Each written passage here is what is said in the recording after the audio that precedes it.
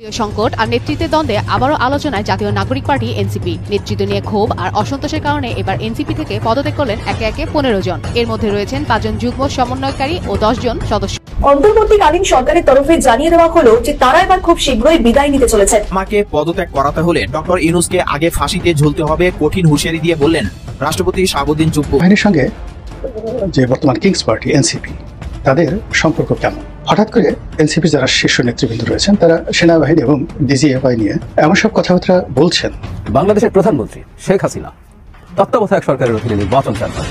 খেয়াল করি, তিনি প্রধানমন্ত্রী এখনো বাংলাদেশের আবার নির্বাচনও চান এবং সেটা তত্ত্বাবধায়ক সরকারের অধীনে। পুরো জাতির জন্য একটা বিরাট সুখবর। যে কোনো সময় আপনারা শুনতে পারেন বিএনপি যেটা ঠেকাতে যাচ্ছে সেটা বিএনপি আর ঠেকাতে পারছে না। বিএনপিকে হতাশ করে এই পথকে বেছে নিতে গিয়ে আমার নিজের পরিবারের সাথেও আমার 1 বছরের কোনো সম্পর্ক ছিল না। সকল জীবনকে আমাদের থেকে কেড়ে নেওয়া হয়েছিল। আসলে কি প্রশাসন সবার পক্ষ হয়ে কাজ করবে নাকি একপাক্ষিক কোনো বিষয় নিয়ে কাজ করবে? তবে চ্যালেঞ্জ মোকাবেলা করার জন্য সর্বোচ্চ প্রস্তুতি ইনশাআল্লাহ। ডক্টর ইউনূস নিয়ে বিতর্কের শেষ নয়, তবে কোনো মানুষই সমালোচনার ঊর্ধ্বে নন, কোনো মানুষের ফেরেশতা নন, তার ভুলভ্রান্তি থাকবে। আসসালামু আলাইকুম রহমতুল্লাহ। সবাই কেমন আছেন? আশা করি সবাই অনেক অনেক ভালো এবং সুস্থ আছেন। সবাইকে স্বাগতম জানাচ্ছি আমাদের আরেক নতুন ভিডিওতে। প্রতিদিনের মতো আমি আপনার সিরাত ফারুকি আবারও চলে আসলাম নতুন একটা ভিডিও নিয়ে। দর্শক, আজকের ভিডিও টাইটেল এবং থাম্বনেল দেখে ইতিমধ্যে বুঝতে পেরেছেন আজকের ভিডিওটা কতটা গুরুত্বপূর্ণ হতে চলেছে। দেশে যে রাজনৈতিক চলমান পরিস্থিতি চলতেছে তারই ধারাবাহিকতায় আমরা আজকের ভিডিওটা সাজিয়েছি। আপনারা ইতিমধ্যে ভিডিওর শুরুতে বেশ কিছু অংশ বিশেষ দেখে বুঝতে পেরেছেন আজকের ভিডিওটা মূলত কতটা গুরুত্বপূর্ণ হতে চলেছে। তো দর্শকের বিষয়টা নিয়ে আমরা বিস্তারিত তারপর বললাম, কারণ বিস্তারিত বলতে গেলে ভিডিওটা অনেক লম্বা হয়ে যাবে। তো আমি সংক্ষেপে করার ক্ষেত্রে আপনাদেরকে মূল আলোচনা নিয়ে যাচ্ছি। তার আগে আপনাকে ছোট্ট একটি অনুরোধ জানিয়ে রাখতে চাই, যারা ফারুকি অনলাইন ইউটিউব চ্যানেলটিতে এখন চ্যানেলটি সাবস্ক্রাইব করে সাথে থাকবেন। যারা ইতিমধ্যে সাবস্ক্রাইব করেছেন তাদেরকে অসংখ্য ধন্যবাদ। যারা সাবস্ক্রাইব করেনি তাদের উদ্দেশ্যে একটি কথা বলবো, দেখতে থাকুন, দেখতে দেখতে ভালো লাগা ভালোবাসা হয়ে যাবে ইনশাল্লাহ। আজকের এই ভিডিওটার মাধ্যমে দেশে যে রাজনৈতিক চলমান পরিস্থিতি চলতেছে, দেশে যে কি অবস্থা চলতেছে, আসলে রাজনীতিকে কেন্দ্র করে এক এক দল এক একজনকে নানানভাবে বিব্রত করে মন্তব্য থেকে শুরু করে এক একজন এক এক কটাক্ষ, নানানভাবে নানান যখন বিপর্যস্ত নানান পরিস্থিতি, তার ধারাবাহিকতা আজকের ভিডিওটা আমরা সংক্ষেপে আকারে আপনাদেরকে তুলে ধরার চেষ্টা করেছি। তাই সবাইকে আমি অনুরোধ করবো ধৈর্য সহকারে ভিডিওটি শেষ পর্যন্ত দেখে আপনার মূল্যবান মতামত কমেন্টে জানাতে ভুলবেন না। দর্শক, চলুন আমরা এখানে ভিডিওর বাকি অংশগুলো একটু দেখি। সরকারের তরফে জানিয়ে দেওয়া হলো যে তারা এবার খুব শীঘ্রই বিদায় নিতে চলেছেন। তার কারণ অন্তর্বর্তীকালীন সরকারের আইন উপদেষ্টা আসিফ নজরুল তিনি বলছেন যে ফেব্রুয়ারিতে নির্বাচনের দিনক্ষণ ঘোষণা করেছেন প্রধান উপদেষ্টা মোহাম্মদ ইউনূস এবং ফেব্রুয়ারিতে নির্বাচন হবে এবং তারপর সেই নির্বাচন হওয়ার পর তারা বিদায় নেবেন। অনেকে বলছে যে তারা কার্যত পরিস্থিতি বেগতিক বুঝে এবার নিজেরাই সরে পড়তে চাইছেন। তবে বাংলাদেশের জনগণ তাদেরকে কি এত সহজে সরে যেতে দেবে? এই প্রশ্নটা যেমন উঠছে, ঠিক একইভাবে রাজনৈতিক দলগুলো তারা যে বিভিন্ন দাবি জানিয়েছিল সেগুলিকে পূরণ করতে কার্যত সক্ষম হয়েছেন অন্তর্বর্তীকালীন সরকার, সেই প্রশ্নটা উঠছে। অন্তর্বর্তীকালীন সরকার থেকে বিদায় নেওয়ার কথা জানালেন আইন উপদেষ্টা আসিফ নজরুল।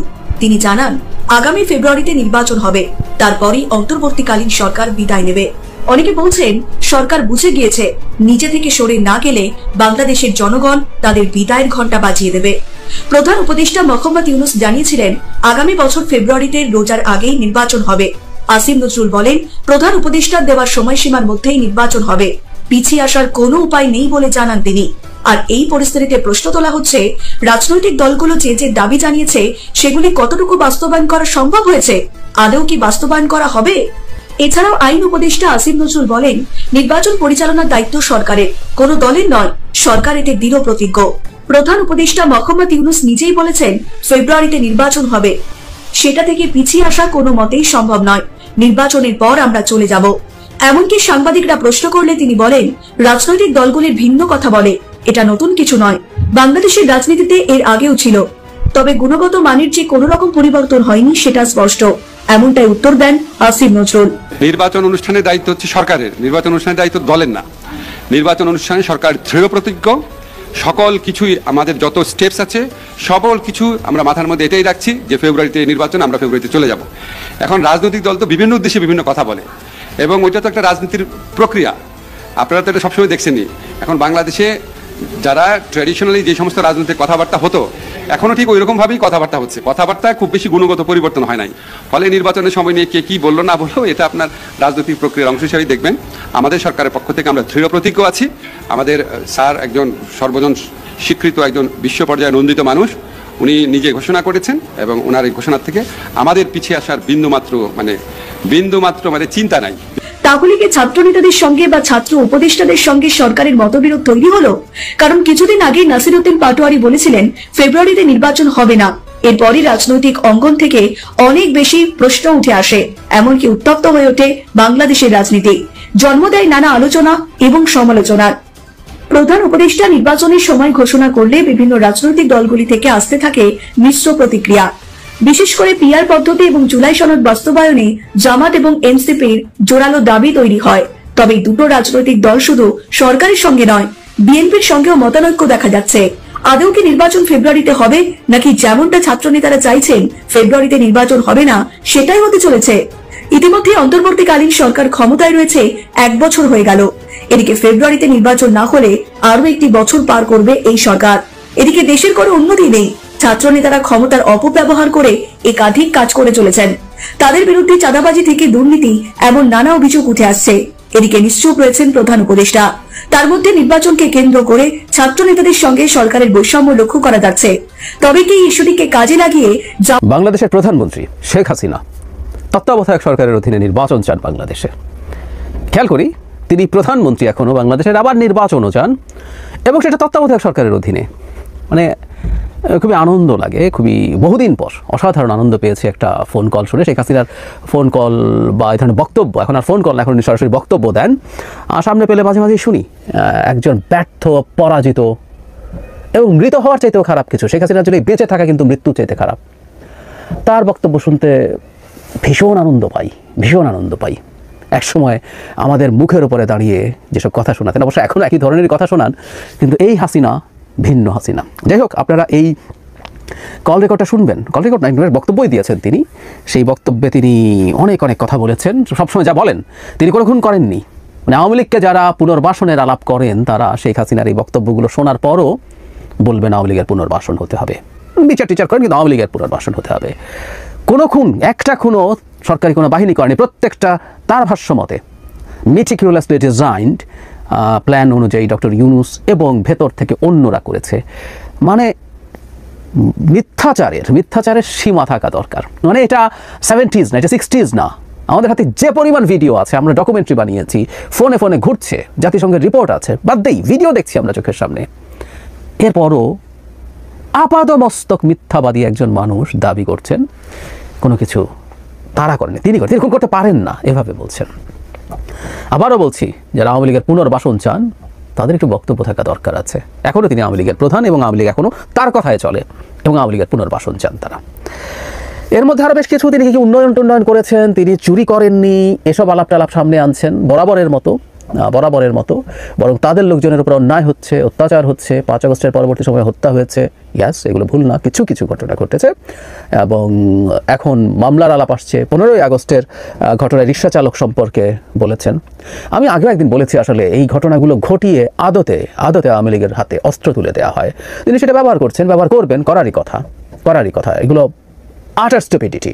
মানে বাধা দেয়া, তারপর ধরে নিয়ে যাওয়া, মামলা করা, পুলিশ মামলা করতে গেল, আদালত শুনে কনভিন্সড হয়ে আবার তাকে জেলে পাঠানো, মানে এগুলো ফাজলামোর পর্যায়ে চলে গিয়েছিল। এবং আমি এই প্রশ্ন এই জন্যই করতে চাই, এগুলোকে দিনের শেষে আমরা শেখ হাসিনার হাতে অস্ত্র তুলে দেওয়ার জন্য করছি। এই প্রশ্নগুলো করতে হবে। এমনকি ওখানে দাঁড়িয়ে যারা পেটানোর চেষ্টা করি, বাধা দেওয়ার চেষ্টা করি, এইগুলো আদতে শেখ হাসিনার পারপাস সার্ভ করে, আমরা অনেকে বুঝতে পারি না। যাই হোক, শেষ অংশে এসে খুবই মজার, যেটা নিয়ে কথা বলতে চেয়েছিলাম, তিনি ডক্টর ইউনূস সরকারের ক্ষমতায় থাকার কোনো অধিকার নাই, এটা অবৈধ সরকার। সুতরাং তিনি একটা নির্বাচন চান, সেটা একটা নিরপেক্ষ সরকারের অধীনে, মানে তত্ত্বাবধায়ক সরকার। আমরা দীর্ঘদিন শেখ হাসিনার সময়ে তত্ত্বাবধায়ক সরকার নিয়ে ফাইট করেছি। যার জায়গাতে রাস্তায় ফাইট হয়েছে, ন্যারেটিভের ফাইট হয়েছে, লেখালেখি হয়েছে, টকশো হয়েছে, ডিবেট করেছি, প্রচুর কথাবার্তা হয়েছে এগুলো নিয়ে আওয়ামী লীগের লোকজনের সাথে বসে টকশোতে। আমাদের কাছে খুব শোনানো হতো এটা আদালত নিষেধ করে দিয়েছে, এটা অগণতান্ত্রিক ইত্যাদি। এর বিরুদ্ধে আমাদের যুক্তি ছিল, সেই যুক্তি আজকে দেখাতে চাইছি না। ডক্টর ইউনূস নিয়ে বিতর্কের শেষ নাই। তবে কোনো মানুষই সমালোচনার ঊর্ধ্বে নন, কোনো মানুষই ফেরেশতা নন, তার ভুলভ্রান্তি থাকতে পারে। এখন ইউনূস সাহেব ক্ষমতায় বসছেন 1 বছর হলো, এবং এই 1 বছরে তিনি এবং তার উপদেষ্টাদের কেউই সম্পদ বিবরণী দাখিল করেননি আমার জানা মতে। এখন কেন করেননি? সরকারের স্বচ্ছতা নিয়ে এখানে প্রশ্ন আছে, জবাবদিহিতা নিয়ে প্রশ্ন আছে। বেশিরভাগ মানুষ মনে করে যে বাংলাদেশের রাজনীতিবিদরা বেশিরভাগই দুর্নীতিবাজ। দুর্নীতিতে বিএনপির আমলে বাংলাদেশ চ্যাম্পিয়ন হয়েছিল, আওয়ামী লীগ আমলে লক্ষ লক্ষ কোটি টাকা লুটপাট হয়েছে। এখন শেখ হাসিনা অভিযোগ করেছেন মানে ডক্টর ইউনূস টাকা ছাড়া কিছু বোঝেন না। তার গ্রামীণ প্রতিষ্ঠানকে বিবিধ সুবিধা সুযোগ সুবিধা তিনি প্রদান করেছেন প্রধান উপদেষ্টা হয়ে। এখন যারা মানে হাঁস কেটে 5 স্টার হোটেলে অস্টিন হোটেলে যান, কয়েকদিন আগেও হলের পাতলা ডাল খাইছেন, তাদের সম্পদ বিবরণী জানার কৌতূহল মানুষের থাকতে পারে। একজন উপদেষ্টা যদি এখনো পর্যন্ত কোন উপদেষ্টা সম্পদের বিবরণী না দিয়ে থাকেন, কেন দিচ্ছেন? দুর্নীতি চাঁদাবাজির বিরুদ্ধে সোচ্চার এনসিপি, এবং শুধু এনসিপি না জামাতও সেটাকে সাপোর্ট করছে। কিন্তু তারা কি ভুলও একবার বলেছে কোথায় মাননীয় উপদেষ্টা আপনার সম্পদ বিবরণী কোথায়? কোথায় অন্যান্য মাননীয় উপদেষ্টাদের সম্পদ বিবরণী? এবং এটা দেওয়া যে ফরজ সরকারের স্বচ্ছতার স্বার্থে, জবাবদিহিতার স্বার্থে, এইটা নিয়ে তারা কোনো কথা বলছে না। এখন বিশেষ করে ইউনূস সাহেব, আপনি গ্রামীণ ব্যাংক থেকে কত টাকা পান, কত টাকা পেলেন, বিদেশে কোথায় কোথায় টাকা রাখছেন, তাদের তার আয় কত, কি কি সম্পদ আছে, তার জনগণকে জানতে দিবেন না। যদি না দেন তাহলে তো ওই যে মেয়েদের বয়স লুকানোর মতো একটা ব্যাপার এসে যায়, নাকি আপনার কোনো অর্থ সম্পদ নাই। এখন আপনার পাজামা পাঞ্জাবি দেখলে তো মনে হয় আপনার চেয়ে গরিব আর কেউ নাই, মানে রোজ এক পোশাকেই পড়তেছেন, কিন্তু বাস্তবে কি তাই? আপনার কোনো টাকা নাই, সম্পদ নাই, বিবরণী নাই। বিষয়টা পরিষ্কার করা আপনার জন্য একদম ফরজ। যদি না করেন তাহলে তো পাবলিক বুঝবে যে এখানে কোনো কিন্তু আছে। এখন আমাদের আসিফ নজরুল সাহেব আরেক উপদেষ্টা, তিনি এত এত আবেগময় বক্তব্য রাখেন, তিনিও কি আবেগ দিয়ে বলতে পারেন না কই উপদেষ্টা সাহেবরা আসেন, সবাই হিসাব দেই, জাতি জানতে চায়, এটা আমরা পরিষ্কার করি, আমরা সৎ না অসৎ মানুষ বুঝুক। এখন ওই বড় বড় সুন্দর সুন্দর কথা বলা যায় সবকিছুতেই, নিজের বেলায় যদি হয় যে শুভঙ্করের ফাঁকি, তাহলে জনগণ তো সেটা মানবে না। তো আশা করি ইউনূস সাহেব ও তার উপদেষ্টারা দ্রুত তাদের সম্পদের বিবরণী প্রকাশ করবেন এবং নিজেরা পরিষ্কার হবেন, এবং তখন মানুষ বুঝতে পারবে যে আপনারা কতটুকু স্বচ্ছ। পুরো জাতির জন্য একটা বিরাট সুখবর, যে কোনো সময় আপনারা শুনতে পারেন বিএনপি যেটা ঠেকাতে যাচ্ছে সেটা বিএনপি আর ঠেকাতে পারছে না। বিএনপিকে হতাশ করে জামাত ইসলামী, ইসলামী আন্দোলন বাংলাদেশ চরমোনাই, এনসিপি যে দাবি করছে সেটা বাস্তবায়ন হয়ে গেছে। এই সুখবর আপনারা যে কোনো সময় শুনতে পারেন, এরকম সম্ভাবনা তৈরি হয়েছে। আমি একটা কথা বলি বরাবরের মতো, রাজনীতিতে এই মুহূর্তে আমি যথেষ্ট কনফিডেন্ট। এত কনফিডেন্স আগে আমি পাইনি। কেন? এখন রাজনীতিতে যে ইখতিলাফ, peer system, level playing field, সুষ্ঠু নির্বাচন, জুলাই সনদের আইনি ও সাংবিধানিক ভিত্তি, এগুলো নিয়ে এই বিষয়গুলোতে জামাত ইসলামী এবং ইসলামী আন্দোলন বাংলাদেশ চরমোনাই, পীর সাহেব চরমোনাই সৈয়দ রেজাউল করিম, শায়েখ চরমোনাই মুফতি সৈয়দ ফয়জুল করিম, আবশ্যের নেতৃত্ব, তারা একই মেরুতে আছে, তাদের মধ্যে ইত্তেফাক আছে, ঐক্য আছে। আবার ছাত্র জনতা, এনসিপি, তারা জামাত চরমোনাইয়ের সাথে আছে। যে ছাত্র জনতা অসম্ভবকে সম্ভব করতে পেরেছেন বা পারেন, এই জন্যে আমরা বেশি আশাবাদী এবং আত্মবিশ্বাসী। সেই জায়গা থেকে একটা খবর, অদ্ভুত এক ঘটনা আগামী কয়েকদিনের মধ্যে ঘটতে যাচ্ছে। মেজর হাফিজ, বিএনপির স্থায়ী কমিটির এই বিতর্কিত সদস্য মেজর হাফিজ মজার মানুষ।